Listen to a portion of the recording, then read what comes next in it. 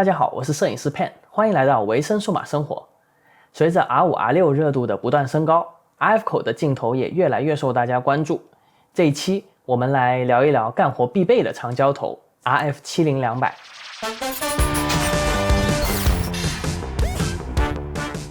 如果说2870 F2 这支镜头是最吸引我的 RF 头，那么第二支最让我心动的就是 RF70-200 2.8。职业摄影师都知道，70-200这个焦段可以说是很多场景的必备头，因为我们平时会拍一些活动啊、演唱会，还有婚纱婚礼这一类的，70-200可以说是每一场拍摄几乎都会用到的一个头。我们先简单说一下 RF 版本和 EF 版本的主要区别。首先，最明显的是它们体积和重量的减少，口径同样还是77毫米没变的情况下，无论长度和重量都减少了接近30%。但是也要提一下，因为这个镜头是外边焦，伸长之后其实它的长度是差不多的。防抖上，新镜头从原本的3.5档的防抖变成了5档的防抖，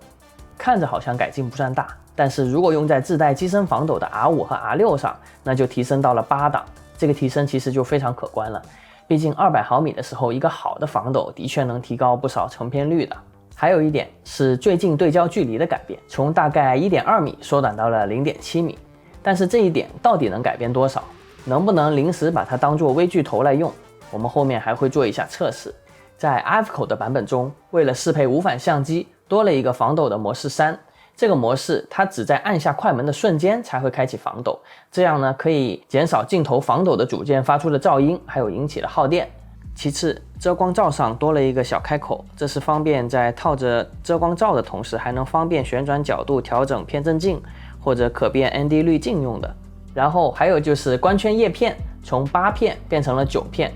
但这个在测试中我们并没有看出焦外有什么区别。我们说完了参数上的区别，接下来就到了我们最喜欢的科学实验的时间了。首先说明一下，因为我们没有专业的设备或者软件去做专业的测试，所以如果后面有一些不准确的地方，也请大家多多包涵。我收集了一些网上的镜头分辨率测试卡，根据我们的需求重新组合画了一下，然后我们就印出了 A3 尺寸的照片，用恒定的光源在做测试。首先我们测试一下两个头在不同焦段它的解析力。70端光圈 2.8 的时候，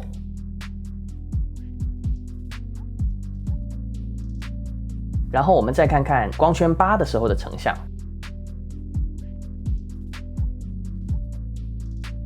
因为我们手边正好有 RF2870 F2、EF2470 2.8 二代这两个头，所以我们就顺便一起测了70端的锐度。我们看一看 RF2870 F2， 然后我们看一看 EF2470 2.8 二代。测试的时候光圈收到都是 5.6，我们发现在70端居然没有一个头能比 RF70-200 锐。接下来我们就测试一下200端光圈 2.8 的时候，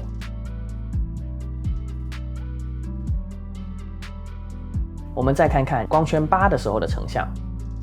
我们能看到在200端 RF 口的锐度反而是有所下降的。我们来测试一下畸变的情况，先是对比70端，我们能看到新的 RF 口有比较明显的筒形畸变，然后是200端，区别有一些，但是不是很明显。然后我们来测试一下逆光拍摄中的抗眩光情况，因为手上我们还有一支2代的 EF 卡口的头，就顺便一起测了。我们先看一看 EF 卡口的2代头，这个是 EF 卡口的3代头，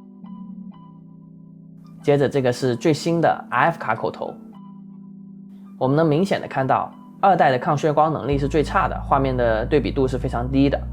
接着3代头会好一些，对比度有所提升。表现最好的是最新的 RF 卡口的版本，画面在逆光的时候对比度最高，光斑也是特别小。然后我们来测试一下两个头的对焦速度。我们先看一下 EF 卡口的速度，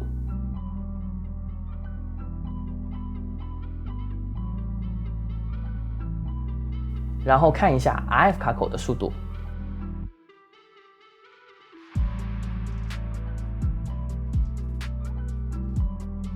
我们能感觉到 RF 口的速度会稍微快一些，因为 EF 其实已经很快了，所以区别并没有这么明显。接着我们来看一下呼吸效应。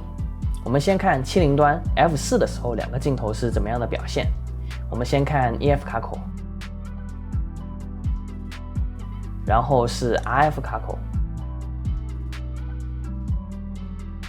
然后我们看一下200端，先看 F4 的时候两个镜头的表现，先是 EF 卡口，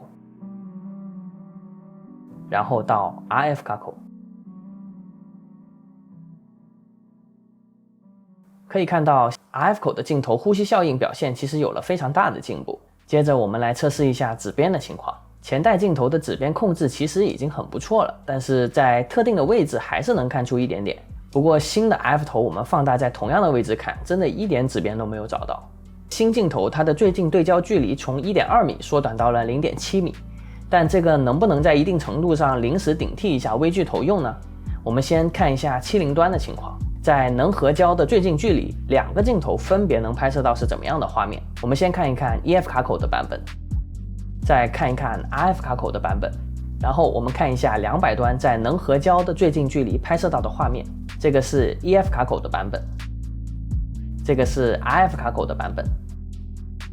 我们可以看到，虽然最近的对焦距离从 1.2 米缩短到了 0.7 米，成片上虽然比例有所放大，但是它并没有我们想象中区别这么大。其实这是由于镜头的最大放大倍率决定的。从官方参数上能看到，在200毫米时，新镜头放大的倍率是 0.23， 而老镜头是 0.21 倍，提升其实并不大。但是更近的拍摄距离有时的确也能给拍摄带来不少方便。从上面的内容看下来，是不是觉得很不错，很心动呢？接下来我就要泼一下冷水了。在测试中，我们发现了这个镜头有一个可大可小的问题，就是在同一个位置拍摄一个静止的物体时，它在画面中的占比是有明显区别的。首先，我们看一下70端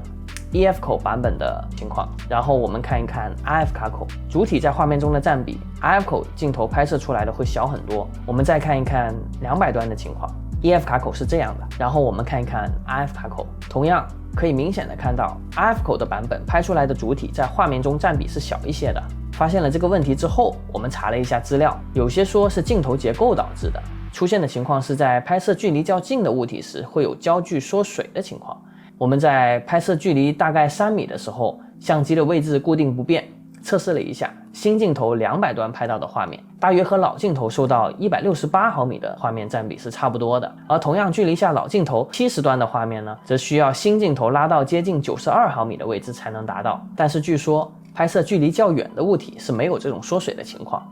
那么到底多远才不会缩水焦段呢？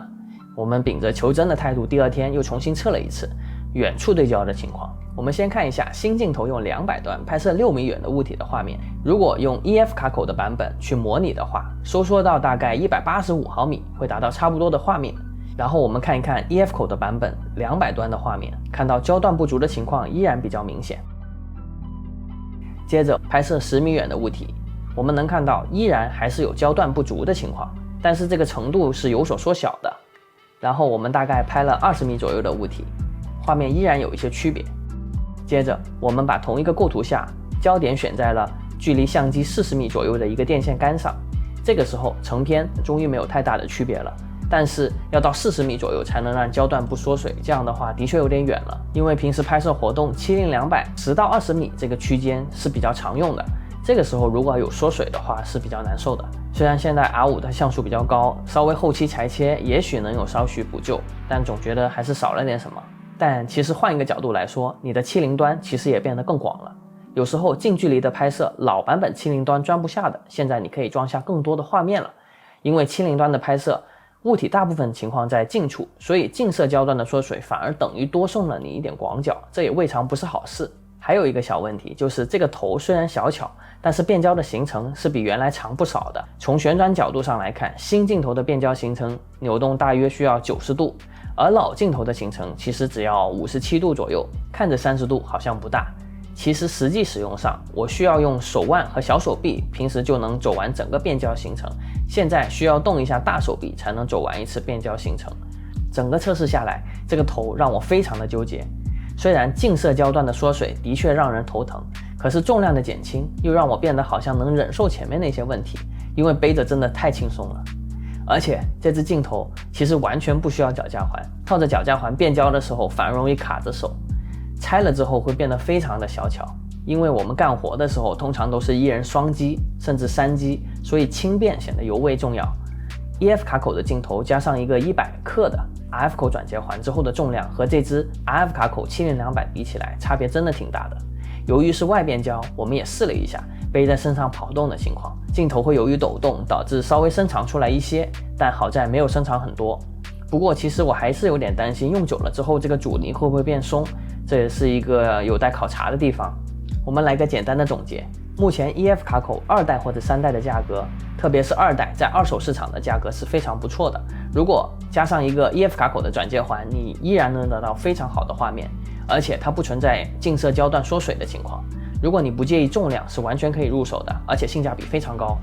如果原本你没有 EF 卡口的头，我建议你直接咬牙上 RF 口，因为这只头很可能会陪伴你未来很多年，而且它有超轻便的重量，更好的70端画质，还有超强的防抖，还有更好的抗眩光能力。如果你已经有 EF 卡口的版本，是否需要升级到 RF 口呢？这就要看你的预算，